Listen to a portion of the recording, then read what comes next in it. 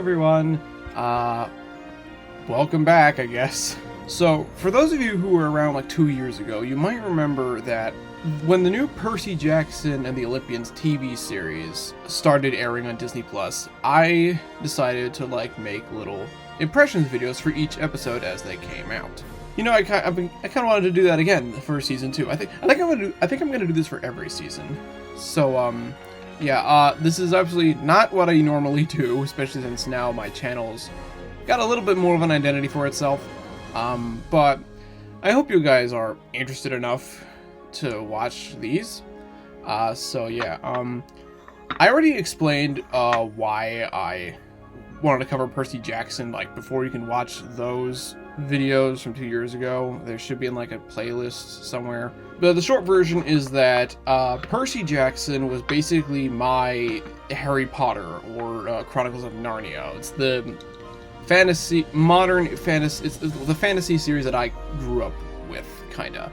And unlike other things that are among my favorites, it's not everywhere. So whenever we do get something, it feels special. And so yeah, that's why I decided to cover them. And so we got season 1 was based on the first book, The Lightning Thief, and it was good. Yeah, I thought it was solid enough. There were problems that I had with it, but it was very enjoyable, a lot more enjoyable than the mediocre to bad movies. And now we have season 2, based on the Sea of Monsters. And by the way, the show's already been renewed for season 3 based on the Titan's Curse. So good for them. And so we got our first 2 episodes yesterday, because I don't know why all these shows now just putting out the first few episodes out at once for some reason. I don't know why. I don't know. Stranger Things is having its season finale being played in theaters in weeks for some reason. That Lara Croft that Tomb Raider animated series got its whole second season dumped onto Netflix all at once. As did the Avatar: The Last Airbender Netflix series, but I don't know, it's just confusing. So anyway, let's get to the first episode. The first one is I Play Dodgeball with Cannibals. By the way, in case you don't remember, all these episode titles are taken right from the book. And so we start basically how it started with Percy dreaming about Grover being sort of stranded. Now, it's a little different here because in the first book, we don't know how Grover got captured, but here we see him on a beach, searching for Pan, because that's sort of his thing. The satyrs trying to find their great god Pan, and he comes across a satyr skeleton with some moldy pan pipes. So he cleans them off, he blows, and then some half-bloods come out, led by this girl named, I think her name is, does Wikipedia say? It does not. Alia, or I think her name's Alia or something. Maybe I'm thinking of just the Mega Man X character. And they work for Luke. Remember, Luke turned out to be the twist villain of the last season. But then, the forest comes to life, I guess thanks to Grover's panpipes, and he gets away before they can capture him. But then a big Kraken tentacle thing. It's probably not the Kraken, since the Kraken's a Scandinavian mythological creature, but he gets grabbed by that, and that's when Percy wakes up from the dream. And this is our first notable change here. So Tyson, the Cyclops, is just living with Percy and his mom, and because in the book they're just they just go to school. I don't have the Sea of Monsters book with me. I think it's downstairs, but it's the only one that's not on my bookshelf over there. So it's been a while. I'm thinking I'm remembering this right. And so Tyson was homeless because it's big, large Cyclops with no parents, at least no parents that we know of. So Percy's mom Sally took him in, and they've just been sort of By the way, they realized the Cyclops right away, because in the book there's this thing where Percy's never really looked Tyson directly in the eye. I mean, it's hard to do that when he's over 6 feet tall, and Percy's very much not. But then, later Annabeth goes, he's a Cyclops, and Percy looks up and sees that Tyson indeed has just one eye, and it's oh. Here they just reveal it right away, which is fine. I've seen a lot of people online get a little freaked out about, oh god, what is that? Looking at Tyson, and I'm yeah, what else would you expect him to look like? That's what Cyclopses look like.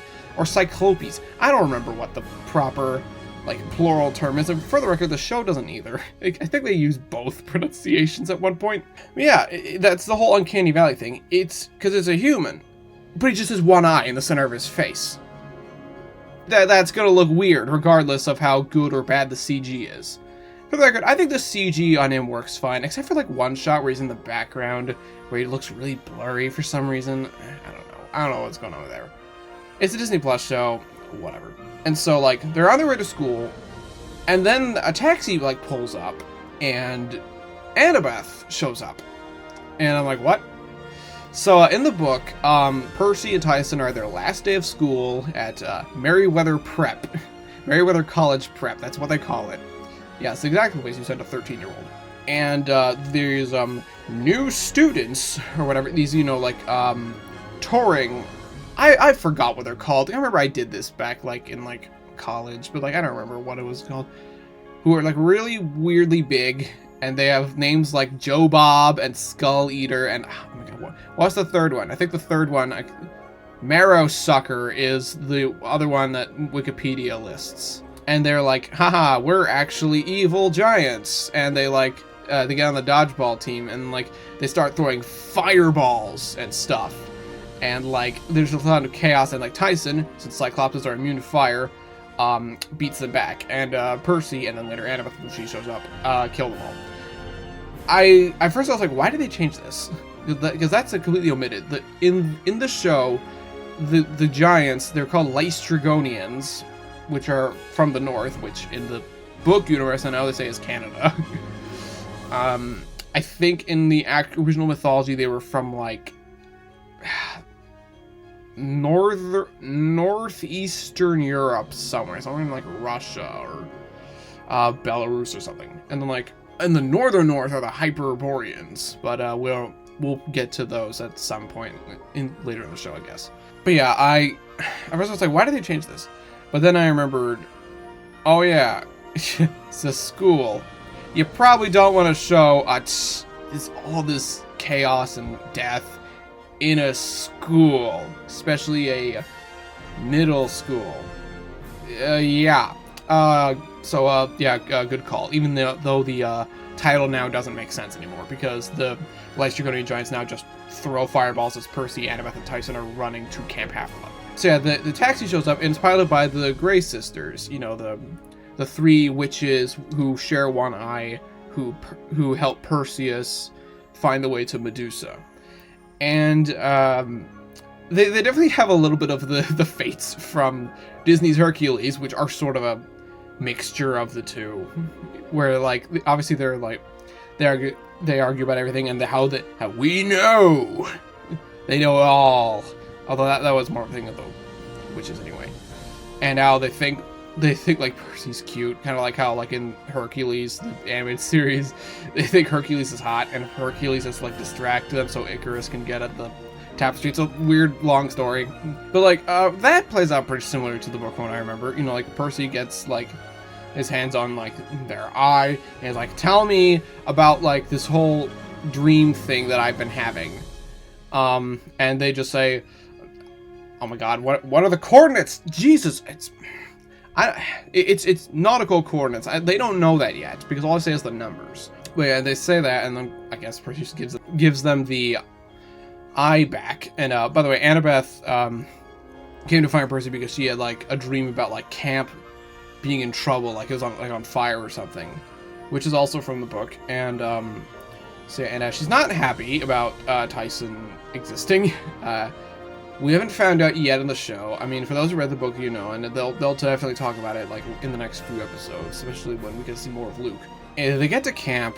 The giants sort of follow them, and Annabeth, because Tyson can't get through the barrier normally, since, you know, he's a monster, Annabeth has to, like, give her permission. She goes, I, Annabeth Chase, give you permission to enter camp. Which is kind of weird, but it's also in the book, so it's, like, it's weird there too. But yeah, let's Tyson get through, and one of the Lystrigonian giants also gets through by mistake, and it's weird. They look like a fusion of orcs and dwarves, I guess, from Lord of the Rings, and with a little bit of Mel Gibson from Braveheart. All right, and then Clarice kills one of them with a spear. I guess I'll talk about Clarice since I didn't really. She was a bit part in the first season, but she's gonna be in here a lot more. Oh my god, what's the actress's name? Dior Goodjohn. So I think she gets the attitude down, like this angry tough girl who like hates everybody, is really violent and stuff. I guess the thing is like, I think I mentioned this before, but Clarice is kind of supposed to be like physically imposing. Like yeah, like the main trio, Percy, Annabeth, and Grover, don't really look like how they're described in the books, but they're still like skinny kids. Like, which is, you know, what they're kind of supposed to be like. Clarice is kind of supposed to be built like a football player. Like, I always kind of imagined her as sort of a younger, meaner Marissa from Street Fighter 6. Dior Goodjohn is shorter than Walker Scoville, so she doesn't really have the physical imposingness of her. Like, again, she plays the part fine, but I don't know, it's just I'm gonna have to get used to that. It's something I'm gonna have to get used to later. And then, like, they're like, wait a minute, where's Chiron? You know, the centaur who, like, runs the camp. He's not there. Instead, we get the new activities director. It's Tantalus. You know, you probably know him as the guy who is stuck in the underworld. Like, he's with a fruit tree above him, and he's standing in the middle of a lake. But every time he reaches up for fruit, it comes out of his reach, and every time he bends over to drink, the water will recede, so he can't eat or drink.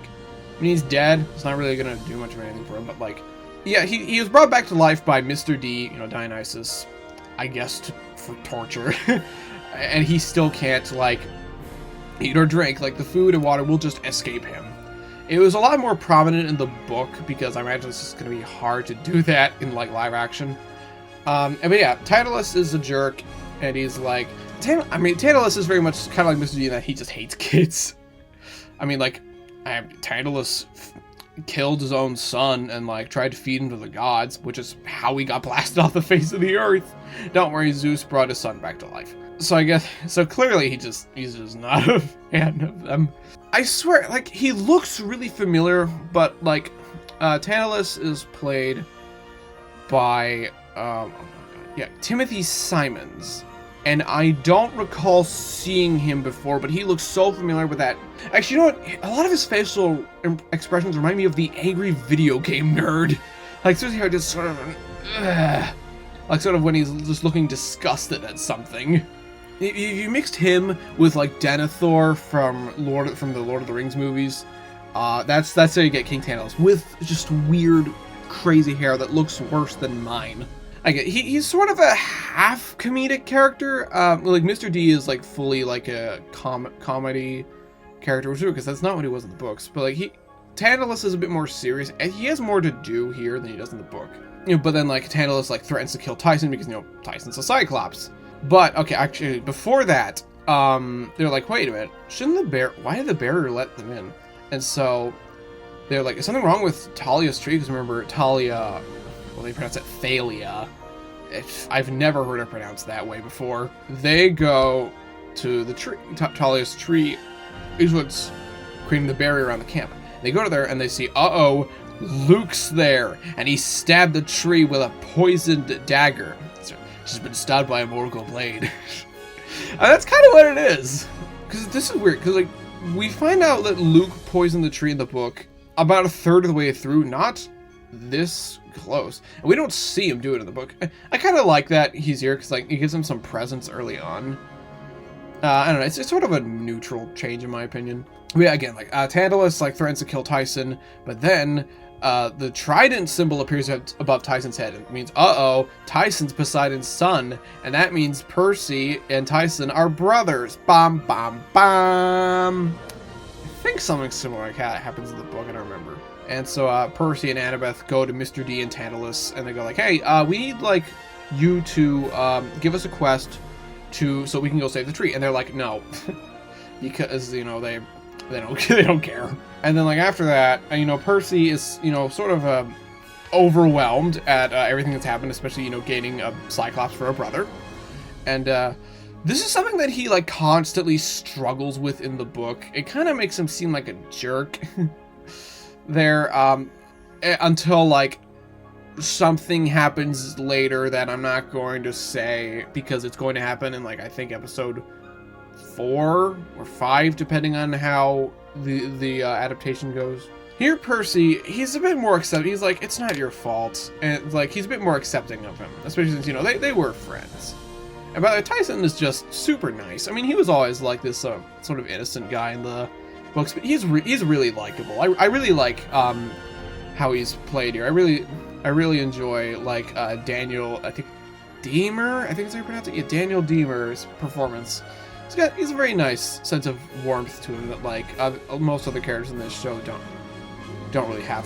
Purposefully, I should stress. Like, a lot of the Percy Jackson, a lot of the characters are kind of like a lot of Marvel characters, where they sort of hide a lot of their insecurities under a lot of snark. But Tyson's like, it's nice to just have someone who really is just genuinely friendly and, like, nice and caring and stuff. Like, he even sent, like, Percy's mom a letter, like, after they got there. That's very nice. And then, like, Percy, like, goes to sleep, and he finds out that he's made an empathy link with Grover, which I don't remember. I don't know if that's a thing in, like, Greek myths, but it was from the book. Although it's something that they mentioned a thing in the first book.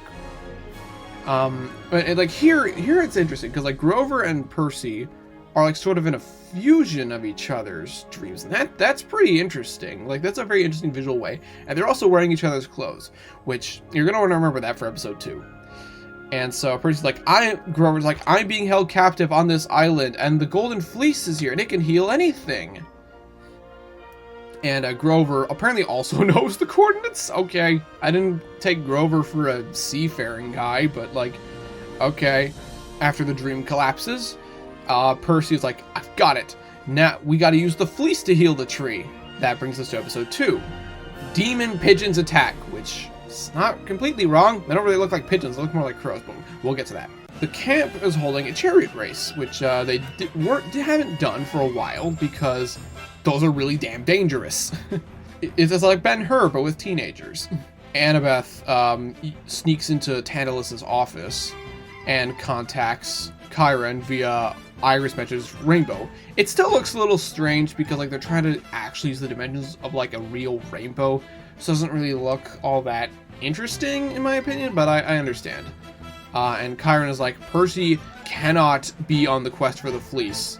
Of course, Annabeth is, like, really distraught. I really appreciate that they show how torn up she is about this, because it'll make her look like less of a liar, I guess, when she, like, talks to Percy later.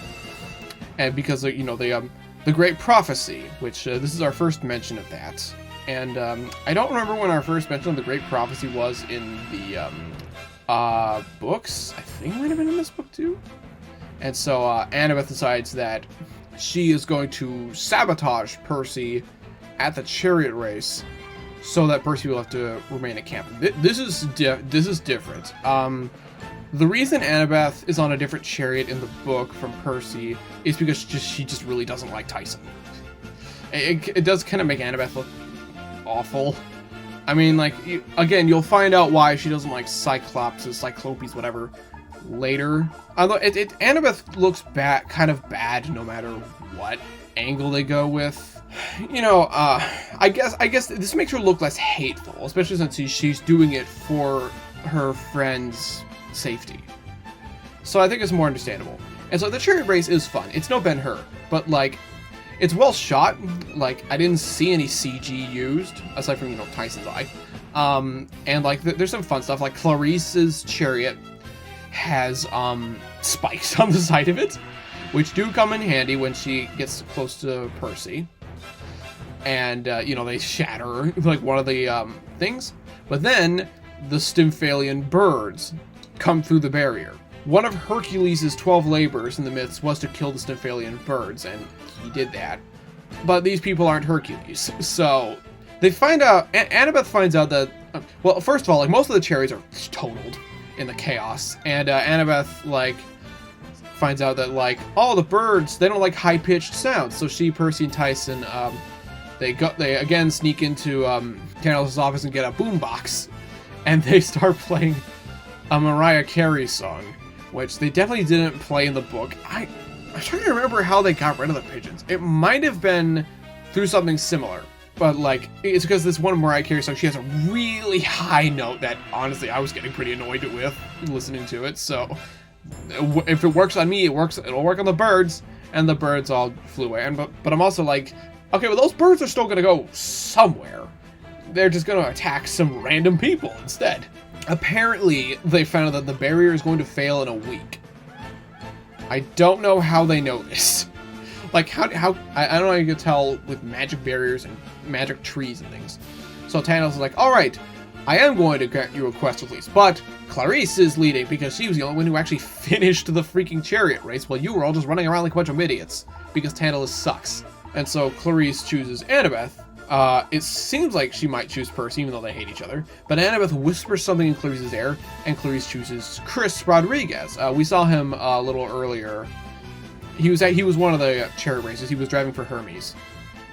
Since I don't think he's a child of Hermes. I think he's just unclaimed. Remember the unclaimed demigods all have to go with Hermes' cabin. Percy is annoyed at this, and he gets even more annoyed when Annabeth tells him that. But you know, she can't specifically tell him that it's because, like, the prophecy. And there's this running thing in this first 2 episodes of Percy and Annabeth both going like, why didn't you've been leaving stuff out of your letters? Like, why didn't you, like, mail or something like that? And Annabeth talks about how, like, because she's been doing this whole hero thing for so long, she's never really been able to adjust to a normal life. Well, Percy, you know, can. I think what she said, the line she said was like, you can just be like here like the whole summer and still go back to just being a normal kid, like at home. I've only been able to like be a hero, a demigod, or something like that. And like, you know, it's that's pretty interesting. And Leia Sava Jeffries does sell that quite well. I think of the 3, well, it's hard to tell the main 3 because I do like all of them. I think they do have like very good performances. I remember being not impressed with her like the scenes that are supposed to be more emotional in the first season, but I think this one's delivered a lot better. Percy decides to sort of like sneak away because, like, of course he does. It's Percy. He meets up with Hermes, and this does happen in the book. Hermes like kind of delivers a message from his father, and sort of like, yeah, hey, you can like go on a quest to find Grover. And he also comes with a wind thermos containing like the winds, which is, you know, something that Odysseus did. By the way, in case you can't tell, this is basically a fusion kind of retreading of the Odyssey mixed with Jason and the Argonauts. You're going to see a lot more of that in future episodes. And vitamins, which we don't know what they do yet. And then Annabeth shows up. It's like, what in the world are you doing?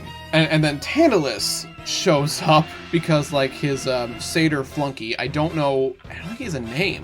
But, like, there's this other satyr who, like, works for Tantalus, who shows up, like, and tells him, hey, this is what these people are doing. And then Tantalus pulls out a crossbow and tries to shoot them.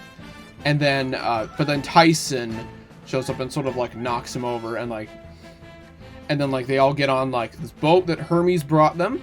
They sail away, and they're like, we broke the law. We can't come back to camp. Because, you know, if they come back, you know, Tantalus is probably going to shoot them on sight. And so they're, there's this funny cruise ship over there that Hermes pointed out. And, oh, I forgot to mention this. Hermes is like, I want you to save your friend. But Percy, like, puts the dust together. Is like, you want me to help Luke, right? Since, you know, Luke is Hermes' son. It's like, Percy's like, Luke is evil. I don't think he can change. I don't think he wants to change. And Hermes is like, I get that. But, like, I've lived long enough to know you can never give up on family, no matter how hard they make you want to, or something like that. That is something that's something that's from the book, and it's a nice scene. Like, Lin-Manuel Miranda delivers that quite well, and you know, it's nice to see him act nicer compared to the not very nice person he was in The Lightning Thief. Still weird that it's Lin-Manuel Miranda, though. Maybe I've just grown too used to Paul Schaefer in Hercules, the Disney's Hercules. They're both owned by Disney now, so it's so funny. But yeah, Percy, Tyson, and Annabeth are on their little inflatey boat, and they go to this cruise ship, and that's where the episode ends. And next up, we board the Princess Andromeda, which is what the cruise ship is called. And yeah, those are the first 2 episodes.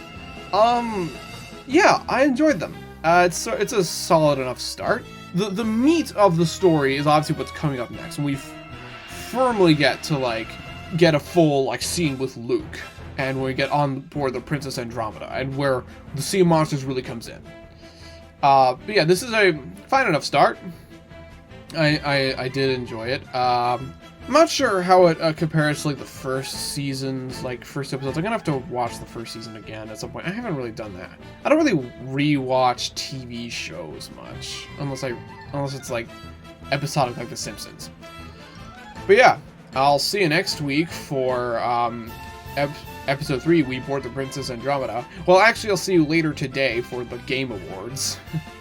So, yeah, I've got a lot on my plate. If you see on my last update post, there's a whole lot that I'm doing alongside the Nintendo Music Weekly videos, and my making a 12 best holiday movies video, so that'll be fun. I'll see you next time then. Bye.